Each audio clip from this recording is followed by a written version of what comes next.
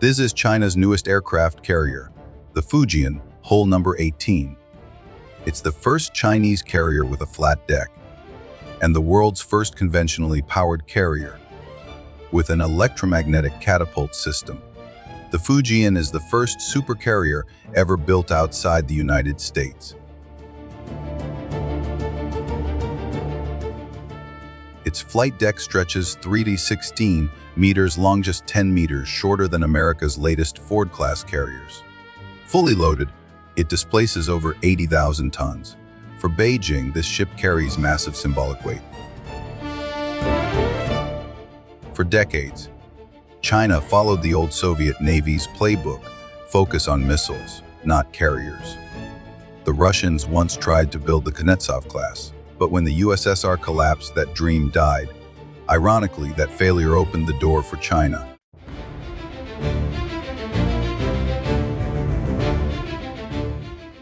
In 1998, they bought the half-finished Varyag, rebuilt it, modernized it, and in 2012, it was reborn as the Liaoning.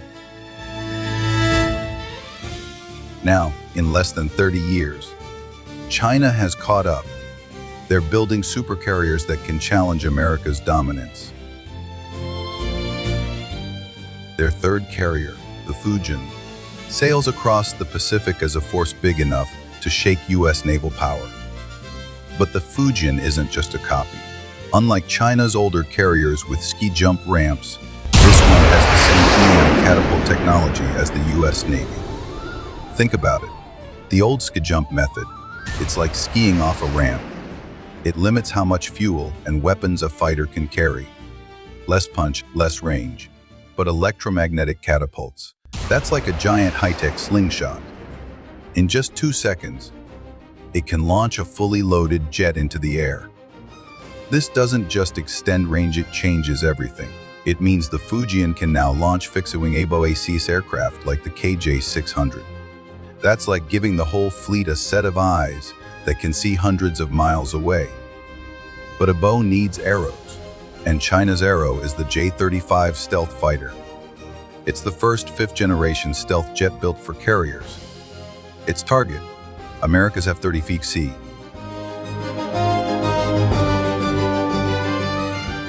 The J-30, nicknamed Mighty Dragon, evolved from the FC-31 prototype, the Falcon Hawk. It's stealthy, agile, and designed for multi-role combat. Side by side, the J-35 and F-35C look almost identical.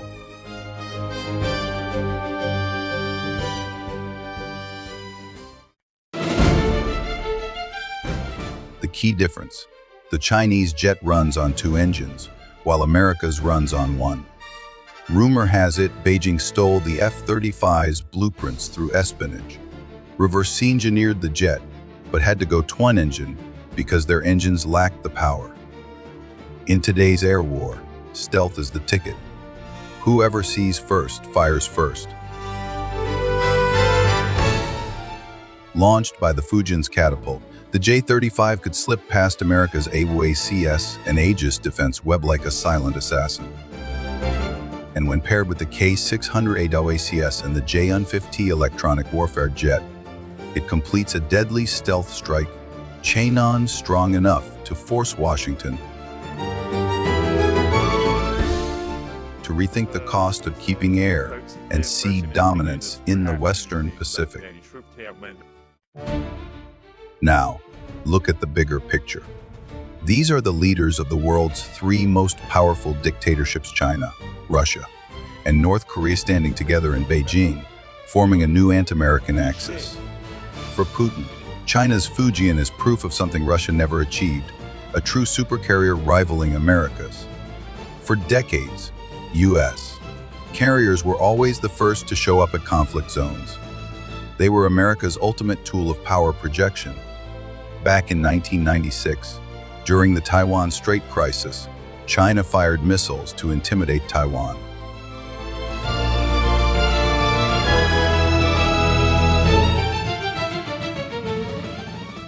The U.S. sent carriers and Beijing backed down. That moment taught China a hard lesson. Now, China may have caught up with old U.S., carriers, but America has already leaped ahead with the Ford-class nuclear supercarriers. This is the USS Gerald R. Ford, CVN-7A Floating Steel City, America's newest and most advanced warship. The Ford class isn't just a bigger Nimitz. It's a whole new philosophy of naval warfare. Together with its air wing, especially the FF-35C, sets the global gold standard for sea power. The Ford has a brand new nuclear power system that cuts crew size in half. Its electromagnetic catapults replace steam ones, giving smoother launches and longer aircraft lifespan. Its advanced arresting gear uses electromagnetic force to safely catch aircraft of all sizes, no more adjusting giant weights for different jets.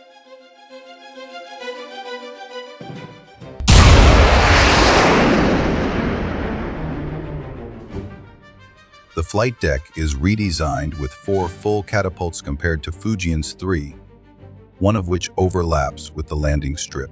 This means Ford can launch up to 220 sorties a day, compared to older carriers' 160. It's smaller. Stealthier island houses dual-band radar developed from the DDXX program with reduced radar reflection. It can carry over 75 aircraft, compared to Fujian's 60. The U.S. Air Wing includes F-35C stealth fighters, F-18 Super Hornets, EA&AG Growlers, and E-2D Hawkeys.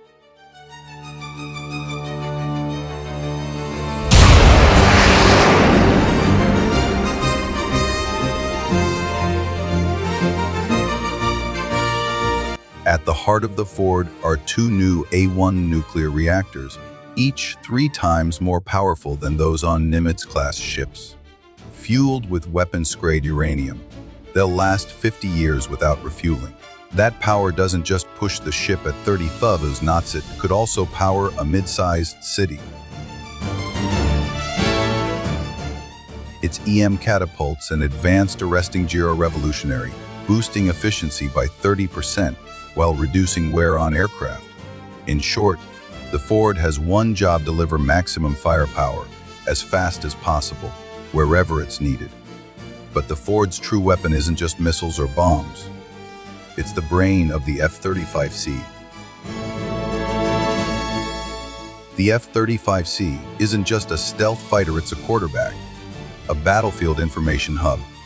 It can slip silently into Chinese airspace. See everything with its 360-degree sensors, fuse all that data, and share it instantly with the entire U.S. battle group. It can see targets locked by Aegis destroyers. It can command drones or fighters. It can even guide submarine-launched missiles to hit their mark. This shoot by one, guide by another concept turns a single jet into a force multiplier for the entire fleet.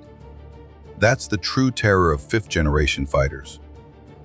When you combine the Ford's unmatched power with the F-35C's brains, the result isn't just 1 + 1 = 2. It's a generational leap in warfare. Compared to Fujian, America isn't just ahead in hardware. It's ahead in doctrine, in data links, in decades of training and logistics. That's a gap no ship can close overnight. So the question is, can the Fujian really challenge America's supercarriers in the South China Sea, in the Taiwan Strait, even the Indian Ocean?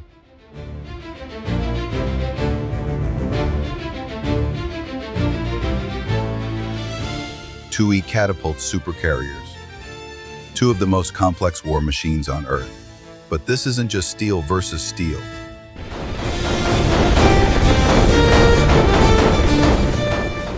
It's a battle of 2 different strategies. At first glance, Fujian looks impressive. But here's the catch. The Ford runs on nuclear reactors in limited range. Fujian runs on conventional fuel. That means it's chained to vulnerable supply lines. The Fujian can sail about 10,000 nautical miles, but every 20 days, it needs to refuel. She's got 8 boilers and 4 steam turbines, plus 18,000 tons of fuel. But even so, Photos have shown her belching black smoke at sea. Her EM catapults run on DC power, not AC like the Ford. Why? Because fossil fuel systems struggle with the huge, steady power supply that nuclear plants provide.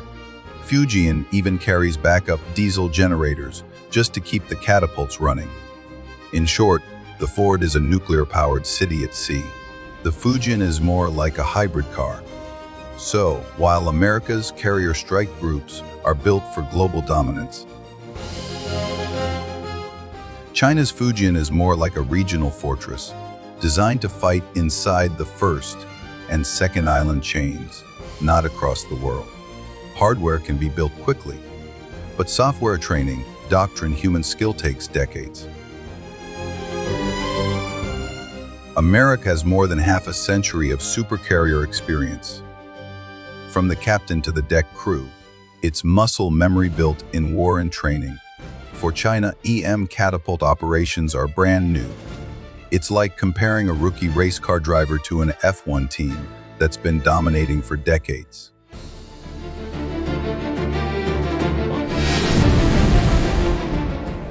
And now, the flashpoints. The skies over the Western Pacific. World War III has begun. He's America's Top Gun legend Maverick, the ace instructor.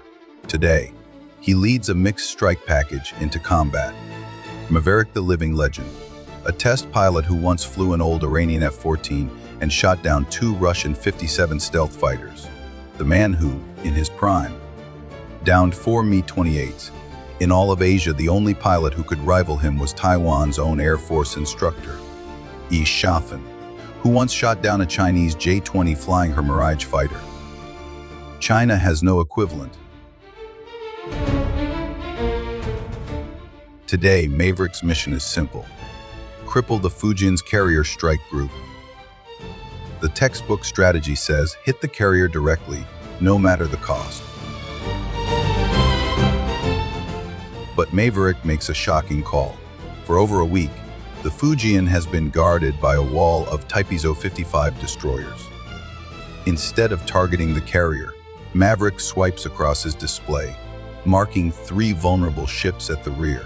The Ford instantly identifies them, Type 901 supply ships, the lifeline of the Fujian. Without them, the Fujian runs dry.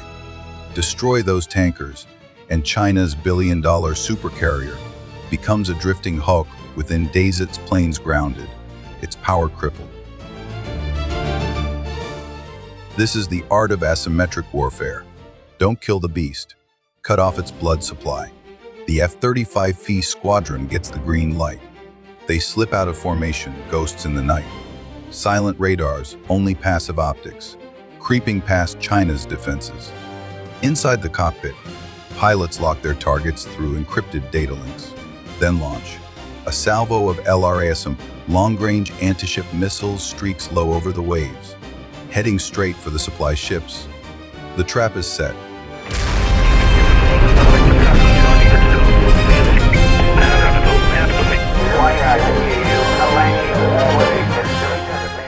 The fate of 2 supercarriers stand the balance of power in the Pacific hangs in the air.